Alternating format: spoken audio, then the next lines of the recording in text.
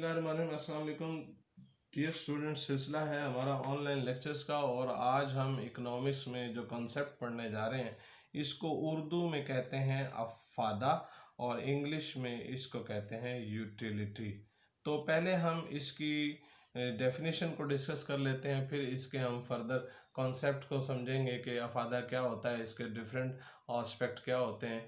तो पहले तो आप समझिए कि अफादा क्या होता है। उर्दू में जब हम इसकी डेफिनेशन करेंगे तो उर्दू में कहते हैं किसी शय की वो सलाहियत जो इंसानी ख्वाहिश की तस्कीन कर सके। यानी अफादा का मतलब ये है कि ये सलाहियत को बोलते हैं, ये क्वालिटी को बोलते हैं, ये कैपेसिटी को बोलते हैं। और ये क्वालिटी या कैपेसिटी किस चीज़ की है? जो कि ह्यूमन वांट को, यानी इंसान की ख्वाहिश को, ह्यूमन वांट को सेटिस्फाई कर सकती हो, यानी तस्कीन दे सकती हो। अब ये और बात है कि आप चीज़ को यूज़ करें या ना करें, लेकिन चीज़ में अफादा मौजूद होगा। मिसाल के तौर पे देखिए जी, पानी है, आपको अगर प्यास लगी है तो पानी के अंदर ये सलाहियत है कि वो आपकी प्यास को बुझा सकता है। तो किसी भी चीज़ की वो सलाहियत जो आपकी ख्वाहिश को पूरा कर सके, ख्वाहिश की तस्कीन कर सके, उस चीज़ का अफादा कहलाता है या उस चीज़ की यूटिलिटी कहलाती है। इसी तरह से अगर आपको भूख लगी हो तो भूख मिटाने के लिए आप क्या करते हैं कि रोटी या कोई और किसी की शक्ल की आप खुराक जो है वो इस्तेमाल करते हैं। तो इसका मतलब ये हुआ कि आपकी भूख को ख़त्म करने की रोटी के अंदर सलाहियत मौजूद है। एक बात याद रखिए कि आपकी इस भूख को ख़त्म रोटी नहीं करती है, बल्कि उस रोटी की सलाहियत करती है। इसको मैं आपको इस तरह से मिसाल से समझाऊंगा कि देखिए, अगर आपके सामने ताज़ा रोटी रखी जाए तो आप फ़ौरन खा के अपनी भूख को क्या कर लेते हैं, ख़त्म कर लेते हैं। लेकिन अगर आपके सामने बासी रोटी रख दी जाए और कई रोज़ पुरानी हो और आपको जिस कदर भी भूख लगी हो, आप रोटी नहीं खाएंगे, आप इनकार कर देंगे। तो इसका मतलब ये हुआ कि आपकी भूख को रोटी ख़त्म नहीं करती, बल्कि उस रोटी की सलाहियत करती है। तो इसी सलाहियत का नाम जो है वो क्या है? अफादा है, या इंग्लिश में इसको क्या कहते हैं? यूटिलिटी कहते हैं। तो अफादा के बारे में कंसेप्ट क्लियर कर लीजिए कि अफादा किसी शय की वो सलाहियत जो इंसानी ख्वाहिश की तस्कीन कर सके, उस चीज़ का अफादा कहलाता है। यानी किसी भी चीज़ की वो क्वालिटी या कैपेसिटी जो ह्यूमन वांट को क्या कर सकती हो, सेटिस्फाई कर सकती हो, उस चीज़ की यूटिलिटी कहलाती है।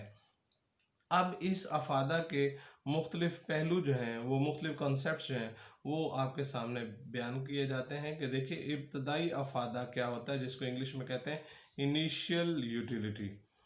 इब्तदाई अफादा का मतलब ये होता है कि जब आप किसी शय की पहली इकाई इस्तेमाल करते हैं, यानी फर्स्ट यूनिट जब आप यूज़ करते हैं।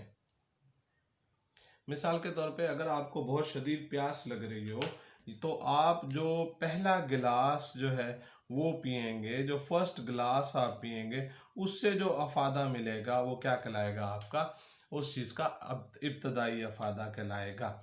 इसके बाद जब आप कोई इसी का जब आप दूसरा गिलास जो है वो पिएंगे, उससे जो आपको अफादा मिलेगा उसको कहते हैं मुख्ततम अफादा, यानी मार्जिनल यूटिलिटी। मार्जिनल यूटिलिटी का कंसेप्ट इकोनॉमिक्स में बहुत अहमियत का हामिल है। यानी मार्जिनल यूटिलिटी का मतलब होता है हर जायद इकाई का अफादा, यानी हर एक्स्ट्रा यूनिट जो आप यूज़ करते हैं, यानी एक के बाद जो दूसरा यूज़ करेंगे, दूसरे के बाद तीसरा यूज़ करेंगे, हर नेक्स्ट यूनिट का जो अफादा होगा वो क्या कहलाएगा? मुख्ततम अफादा कहलाएगा, मार्जिनल यूटिलिटी कहलाएगी। ठीक हो गया जी। इसके बाद क्या है कि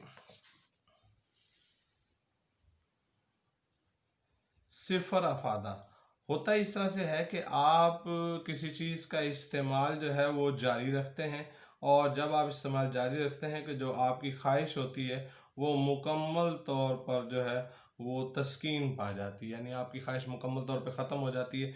फिर आप एक्स्ट्रा यूनिट इस्तेमाल भी करें तो भी उस चीज़ की मार्जिनलिटी जो है वो ज़ीरो ही आती है। अभी मैं टेबल से आपको इस बारे में मज़ीद भी समझा देता हूँ।